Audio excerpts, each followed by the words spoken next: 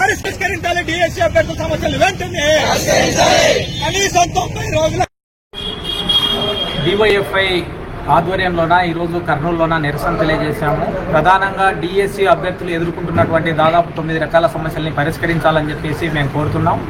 DSC అభ్యర్థులందరూ కూడా ఈరోజు కోరుకుంటున్నది ఒకే జిల్లాకి ఒకే పేపర్ ఉండాలి, అలాగే పరీక్షకు చదువుకోవడానికి సమయం పెంచాలి. మరి ఎస్సీ ఎస్టీ బీసీ అభ్యర్థులందరికీ గతంలో 40% మార్కులు వచ్చినా కూడా ఇంటర్ డిగ్రీలో వాళ్ళందరినీ టెట్ చదవనిచ్చారు, బీఈడీ చదవనిచ్చారు. అట్లాగే టెట్లోన వాళ్ళు క్వాలిఫై అయ్యారు, టాప్ మంచి ర్యాంకులు కూడా తెచ్చుకున్నారు. అలాంటి వాళ్ళని ఈరోజు డిఎస్సీలోన మీరు అనర్హులు 45% ఉండాలి అంటున్నారు. అట్లాగే ఓపెన్ అభ్యర్థులకు కూడా 50% మార్కులు ఉండాలి. ఇదే కాదు కూడా మెన్షన్ చేయలేదు.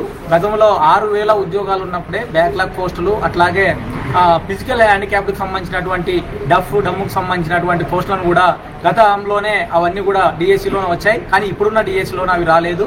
కాబట్టి ఏవైతే ఇప్పుడు రాష్ట్ర ప్రభుత్వం ఈ సమస్యలన్నీ ఉన్నాయి, వీటికి తోడు ఒకే సమయంలోనే జూన్ 6వ తేదీ మొదలై జూలై 6వ తేదీ డిఎస్సీ ముగుస్తుందని చెప్పి షెడ్యూల్ ప్రకటించారు.